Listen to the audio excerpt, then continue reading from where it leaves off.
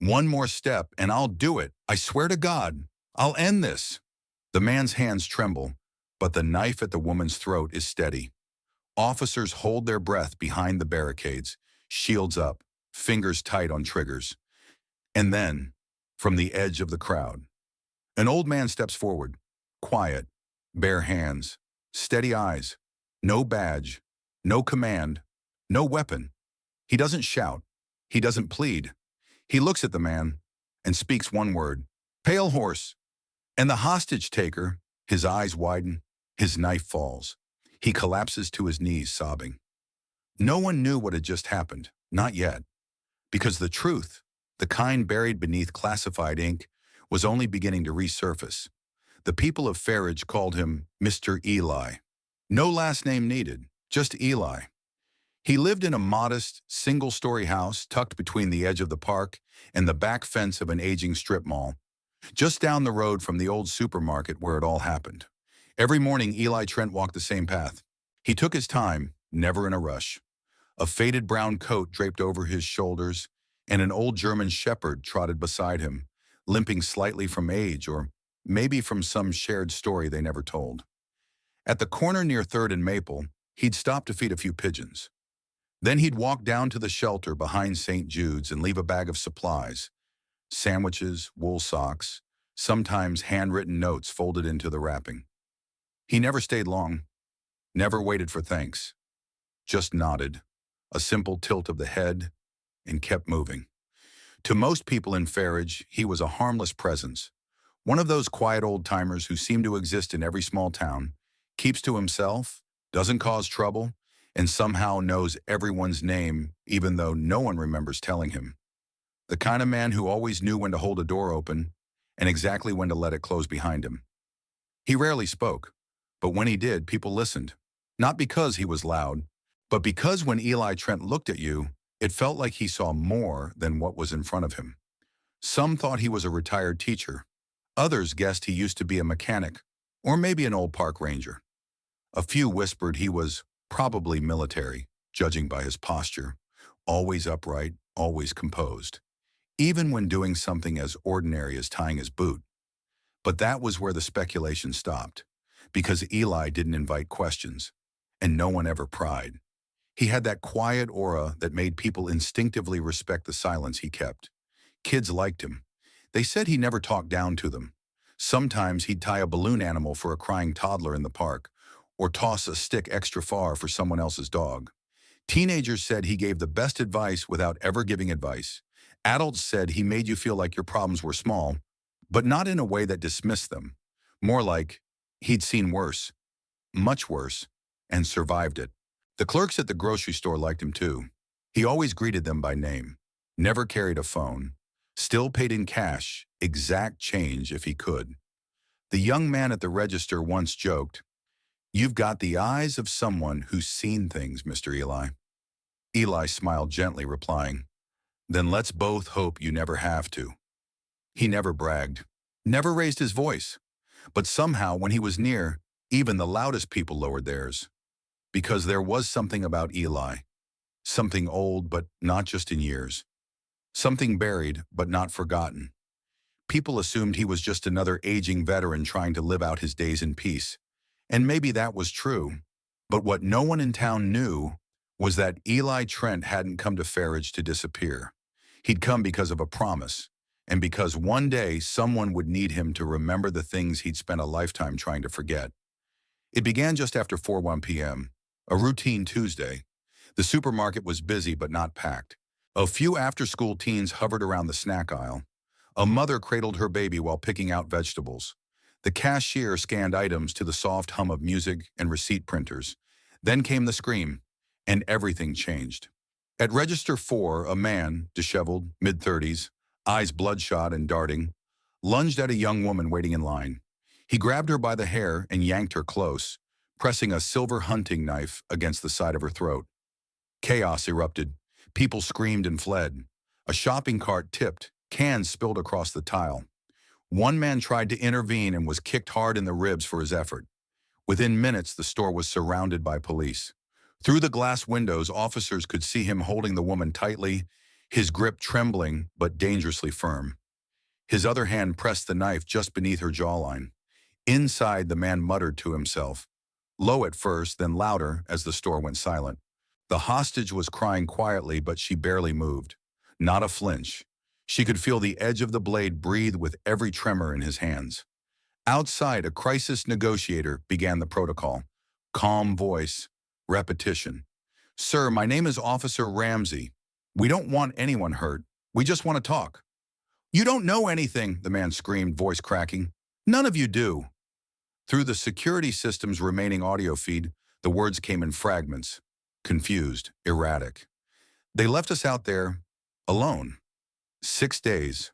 No food, no comms. Ramsey tried again. Tell me what you need. What I need, he laughed. Not the funny kind. What I need is someone who was there. He pointed his blade toward the window, yelling, Don't send me paper cops. I want someone who speaks my language. Someone who remembers. His voice cracked, but he didn't loosen his grip. A tactical team moved into position behind the east wall. Snipers climbed the adjacent building. SWAT prepped the entry point. But something about the man's speech made the commanding officer hesitate, because this wasn't just random madness. There was meaning behind the chaos. The suspect kept repeating strange phrases. Echo fall, unit fragment, ghost protocol. At one point he shouted, Where's the red line extraction? Where's Ghost 7? Bring in a Ghost 7, or I start cutting. None of it made sense. Not to the police, not to the negotiator. But a few of the older officers, standing further back, went pale at those words. One leaned over and whispered, Ghost 7. I've heard that before. Long time ago. Some black ops unit, but it's not on any list. The man inside was unraveling. He wasn't yelling anymore. Now he was pleading. Please just get someone who knows what Palehorse means. Someone who knows the dessert. Not this polished badge garbage. Someone who remembers the mountain. His tone had changed. No longer violent, but broken. Like he wasn't in the store anymore. Like he was back somewhere else. Far away. And a long time ago. The hostage had her eyes closed now. Not moving. Barely breathing. SWAT requested permission to breach. But something stopped the commander. Because it wasn't just what the man was saying. It was how he said it. It wasn't mania. It was memory. It wasn't rage. It was trauma speaking in fractured code. And none of the officers, not one of them, understood what Ghost 7 meant, or Palehorse, or the numbers he kept whispering over and over, like coordinates. 1497. Echo Ridge. Echo Ridge. And just as the breach team steadied their gear, a voice called out behind the barricade. Soft, calm, low enough that only the nearby officer heard. Let me try. It was Eli Trent. The standoff had gone on for nearly 40 minutes. Negotiators were repeating themselves. SWAT was getting ready to breach. The suspect had grown quieter. Not calmer, just tired. Like a man fighting memories more than enemies. And then from behind the police perimeter, a voice, soft but firm, cut through the radio static and tension. Let me speak, he'll listen. The officer nearest the barricade turned around, surprised. It was Eli Trent. No one knew how long he'd been standing there. He wasn't in uniform, not armed, no badge, just a beige jacket, gray stubble, and a look in his eyes that froze the officer mid-motion. Sir, this is an active hostage. I know what it is, Eli said. Calm. That boy in there, he knows me, and I know what he's saying. The lieutenant looked torn, earpiece crackling. Eli took one step closer. Let me speak. He'll listen. And if he doesn't, Eli's eyes didn't blink. Then God help us both. A long pause, then a reluctant nod, and the barricade parted. Eli walked forward slowly, the chaos of the scene pressing in behind him. Sirens still spinning, rifles locked in place, the hum of radios alive with nerves. He didn't raise his hands in surrender. He didn't crouch or creep. He just walked, quiet, measured, unarmed. Inside the store, the man holding the knife snapped his head toward the front doors as they opened. His eyes widened. Don't come any closer, he roared, pressing the blade tighter against the woman's throat. But Eli didn't flinch. He took one more step, then another. And then he stopped, 5 feet between them. The tension was a wire drawn tight. Eli looked at the man, really looked. Not like a cop, not like a threat, like a man who recognized something. A wound he'd seen before, a code he still remembered. His voice was barely above a whisper, but it carried like a stone thrown into still water. Palehorse, silence. The man's mouth parted slightly. The hand holding the knife trembled. "Say it again," he rasped, not shouting now, like a question, like a child waiting for someone to prove the nightmare was real. Eli nodded. "Palehorse." The blade fell to the tile with a sharp metallic clatter. The hostage gasped and stumbled back into the arms of an officer who had crept in behind one of the shelves. The man dropped to his knees, hands in his hair, sobbing. Not like a criminal caught, but like a ghost released from something he could never explain. Eli didn't move, didn't touch him, just stood there, watching, like a man who had seen this too many times to cry over it now. Paramedics rushed in, officers swarmed the scene, but no one approached Eli. No one dared ask what he had just said, or how that single word unraveled a man who had moments ago been ready to kill. The hostage was safe, the threat was over, and still that name echoed through the quiet. Palehorse. That night the news wouldn't know how to explain it. Local senior diffused his hostage situation, was what they said. They called it intuition. A miracle. Some said it was luck. Others thought Eli was a retired therapist. A few online theorists guessed he was a spy or some sort of Jedi-like figure. But those who were there, who heard the way the man dropped that knife, who saw his knees give out at just one word, they knew it wasn't magic. It wasn't luck. It was something else. Something older than training manuals. Something buried beneath ink-stamped secrets and denied missions. It was a word from another life, spoken by one of the last men still alive who remembered what it meant. By evening, the news was everywhere. Footage from bystanders showed the exact moment the knife dropped. The man fell to his knees. The hostage cried and stumbled into safety. And standing just feet away, calm, still, like a shadow of the past, was Eli Trent. No uniform, no rank, no explanation. The headline on Channel 5 read, "Elderly man diffuses hostage crisis with a single word." And that word echoed across the country. Palehorse. Social media exploded. Conspiracy theories bloomed. Was it a code? Some kind of military signal? An MK Ultra trigger word? Or maybe they knew each other.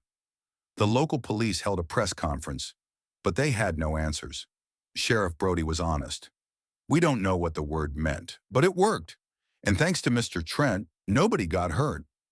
But the real story didn't break on the news. It broke quietly, in whispers, in silence, in veterans' halls and dusty bars on the edges of town. At a bar called Charlie's, a quiet place where most stools had names and the jukebox still played Johnny Cash, a few older men sat around a table, watching the screen in silence. One of them, a former Marine named Clyde Barnes, hadn't spoken in 20 minutes. He stared at the image of Eli on TV, his drink untouched. Then he leaned in, voice low, words meant only for those who'd understand. "Palehorse," he said. "Haven't heard that since '87. "You knew the unit?" one asked. Clyde nodded slowly. "Didn't know them. Just heard rumors, whispers. They weren't on paper. No patches, no flags. Ghosts." He tapped the rim of his glass once. That name was reserved for only one thing. Rescue ops for soldiers that the government had written off, left behind, captured, or considered non-viable. Extraction units? No, Clyde said. Ghost units, operated in the dark. No chain of command, no medals. Just one job, bring them home, or make sure no one finds them. The table went silent. Back at police headquarters, someone finally pulled the oldest paper records out of a dusty archive room 2 floors underground. Not digital files, not even microfiche, but yellowed, half-burned personnel folders marked with red stamps. Retired, non-disclosed. Classified, level 6. And there among them was a name, Trent, Eli J., followed by a codename, Palehorse 0. Not just a member, he was the one they called when everything else failed. The files were fragmented, pages torn, whole operations redacted. But the pattern was there. 3 missions, no survivors except the targets. Every soldier rescued was listed MIA. None were debriefed, none ever spoke publicly, but all were recorded as recovered via Palehorse route. And then the mission stopped. No one knew why. As the investigation turned inward, they discovered the identity of the hostage-taker, Roy M. Dawson, age 36, presumed dead in 2009 after a failed operation in northern Afghanistan.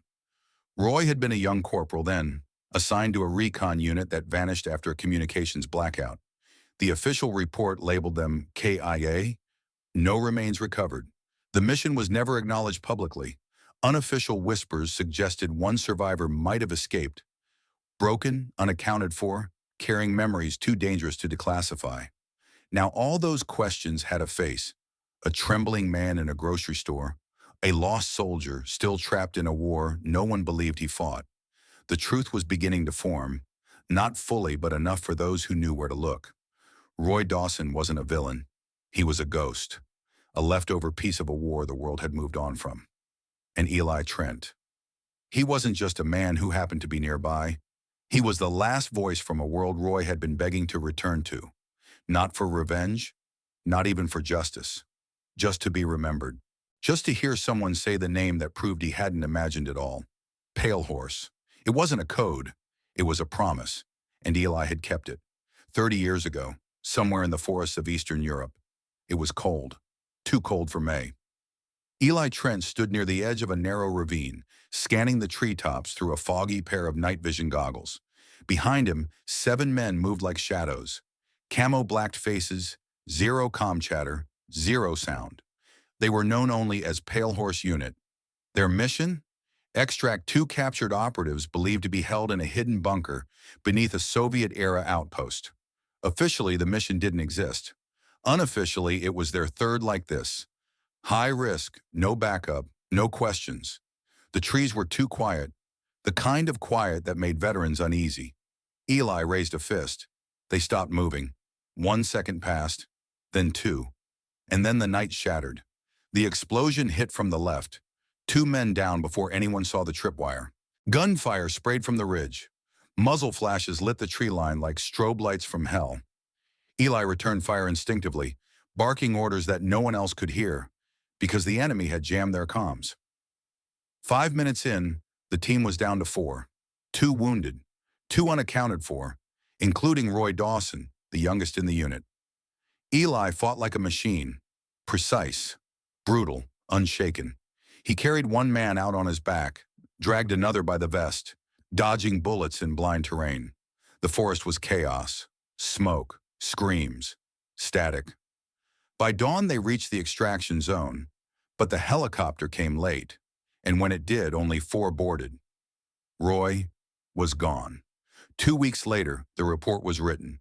Mission failed, extraction partial, 2 confirmed MIA, presumed KIA. The file was stamped, classified, eyes only. No medals, no funerals, no closure. Even the surviving members were separated, reassigned to different posts under strict NDAs. Eli didn't speak about it again. Not once. Not even at the funerals that never happened. Because that was the price of Palehorse. But Roy hadn't died. He woke up days later in a makeshift concrete cell beneath the same bunker they tried to breach.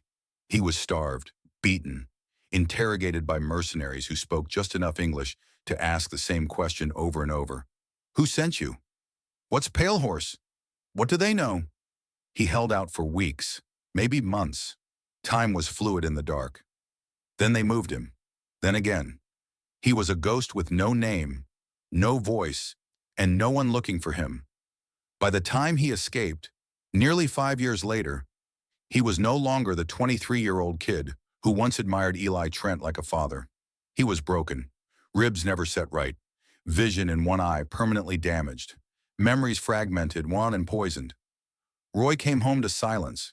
No flag, no welcome, not even an entry in the system. His social security number triggered a mismatch. His name came back as deceased, And the agency that might have once overseen Palehorse no longer existed. To the country he bled for, he was no one. He tried to tell his story, but the moment he mentioned Ghost 7 or Palehorse, doors slammed shut. One VA worker even whispered, "You shouldn't be saying that word here." They gave him pills, told him it was PTSD, that he imagined most of it, that the war had rewritten his brain, and maybe it had, because Roy began to unravel. He couldn't sleep, couldn't hold a job. Sometimes he thought Eli had betrayed him, left him behind on purpose. Other nights he cried into his own hands, whispering coordinates, trying to remember who he used to be. The world saw a mentally unstable drifter, but Roy knew better. He was a soldier who had never truly returned. And then, one day, in the middle of a routine grocery run, something snapped. The same brand of coffee they used in the outpost. A sound that resembled the whine of the radio static in his cell. A flash of fluorescent light on a floor tile that reminded him of blood under boots. He blacked out. And when he came to, he was holding a knife, not to kill, but to force someone, anyone to remember, to say the one word he thought had been buried forever. Palehorse. For most of his adult life, Roy Dawson didn't feel alive. He moved through the world like a shadow wearing a body. People passed him every day, on sidewalks, in shelters, on buses, without ever seeing him. Not really. To them, he was just another troubled soul, another statistic, another man talking to himself. But Roy wasn't talking to himself. He was talking to ghosts. Ghosts of the men he served with. Ghosts of the mission that ended in fire and screaming. And above all, the ghost of Palehorse. The call sign, the code, the promise. In his mind, that name was sacred, because it was the last thing that ever made him feel real. For years he wandered, sometimes lucid, sometimes not. He carried no ID. He had no home. No one to vouch for him. The VA system didn't recognize his name. The military didn't acknowledge his unit. His old friends were either dead, missing, or too afraid to speak. To the world, Roy Dawson had died in the woods of Eastern Europe, and the man who returned was just a memory no one asked to remember. On that day, the day of the grocery store, he didn't go there planning to hurt anyone. He was just tired, tired of being invisible, tired of screaming inside a story no one believed, tired of seeing his reflection and wondering if it was ever real at all. But something inside him snapped when he heard an officer lie into a megaphone. "We understand what you're going through," Roy screamed back. "No, you don't." Because how could they? They hadn't been left behind. They hadn't heard their own names listed as KIA while they were still bleeding in a cage. They hadn't watched time erase them from every record, every handshake, every prayer. And so he made a final demand. "Bring me someone who speaks my language, someone who remembers Ghost 7, someone who knows what Palehorse means." He expected silence, or worse, a bullet. He thought maybe that was how it would end. Another incident, another unstable veteran, another closed file. But then, the crowd parted, and Roy saw a face he hadn't seen in 30 years. Older, grayer, slower. But those eyes, Eli. When Eli stepped into the store, Roy's heart stopped, just for a moment. He didn't shout right away. He didn't even speak. He just watched him walk. Calm, no armor, no weapon, no fear. And then, Eli said it. Palehorse. That single word hit Roy harder than any explosion ever had, because it meant something more than a call sign, more than a code. It meant, "I remember you. You were real. You mattered." This meant he wasn't alone in the madness anymore. Someone still carried the same ghosts. And in that moment, that precise second, the war ended for Roy. Not because he lost, not because he was outnumbered, but because someone had finally kept the promise. Eli didn't yell, didn't beg, didn't apologize. He just stood there and gave Roy what the system never did. Recognition, dignity, a name, and Roy surrendered. Not to the police, to peace, to memory, to the truth that he was never just a madman with a knife. He was a soldier waiting for his commander to come back for him. And Eli, even 30 years later, did. The room was small, no windows, a single table, two chairs, one mirror that didn't reflect truth so much as judgment. Roy sat on one side, slumped, exhausted, hollow-eyed, but not hostile, just emptied. His wrists were free, no cuffs. There was no need. Across from him, Eli Trent sat in silence, not like an interrogator, not like a hero, just like someone who had seen the same darkness and found his way out of it. Roy didn't raise his head at first. He couldn't. But when he finally looked up, his voice cracked. "You shouldn't have come back for me." Eli leaned forward, eyes soft but steady. "That's what we do. We go back, no matter how long it takes." Roy shook his head. I almost hurt her. I don't even remember grabbing the knife. I didn't want to." "I know," Eli interrupted gently. "But I did. And you dropped it." That silence between them was heavier than any chain. Then Eli spoke, voice low, almost like a confession. "We all carried the war with us. You just couldn't put yours down." Roy looked away. His lip quivered. But this time there were no tears. Just the raw acknowledgement of pain named out loud for the first time. Later that afternoon, Eli stood before the judge. He wore no medals, brought no lawyers, just his name and the weight behind it. He asked for one thing, to testify on behalf of the man who'd once fought beside him, the man the system abandoned, the man the world tried to forget. "Your Honor," he said, "we sent him into the dark and never came back for him. He didn't break. He survived. And what happened in that store wasn't malice. It was memory, broken loose and bleeding." The courtroom was silent. No one objected. The judge listened, then looked at Roy, who could barely meet her eyes. And in the end, justice did something it rarely does. It understood. Roy Dawson wasn't sentenced to prison. He was transferred to a veterans psychological care facility with intensive trauma therapy and full military acknowledgement. A caseworker was assigned. His status, once labeled presumed dead, was formally corrected. He was no longer a ghost. And Eli? He disappeared again. Didn't attend press briefings. Didn't give interviews. He simply returned to his quiet routines, walking his old dog, bringing sandwiches to the shelter, nodding politely at passing neighbors. But those who saw him after said something had changed. He walked a little lighter, like some weight had been lifted. Like one ghost, at least, had finally come home. Not every war ends when the last shot is fired. For some, the battlefield follows them home. In the case of Roy Dawson, it wasn't just the trauma he carried. It was the silence that followed. The worst kind of injury isn't always visible. It's being forgotten. This story reminds us that honor isn't about medals or public parades. Sometimes it's about showing up for someone when the world has already moved on. Sometimes it's about remembering those the system would rather erase. Eli Trent didn't stop a crisis with a weapon. He stopped it with memory, with a name, with a promise, kept after 30 years. In today's world, how many Roy Dawsons walk among us? Veterans without recognition, people with unseen scars, those whose voices are drowned out by bureaucracy or simply by time. We have neighbors, relatives, even strangers at the coffee shop who carry stories we'll never hear. Unless we're willing to look closer, to listen, to remember that quiet doesn't mean empty. And that leads us to a simple but powerful question. Who have we forgotten?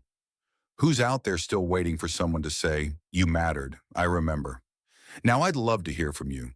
Have you ever known someone like Roy, someone lost in the noise but full of history? What would you say if you had the chance to be someone's Eli, to speak one word that could bring someone back?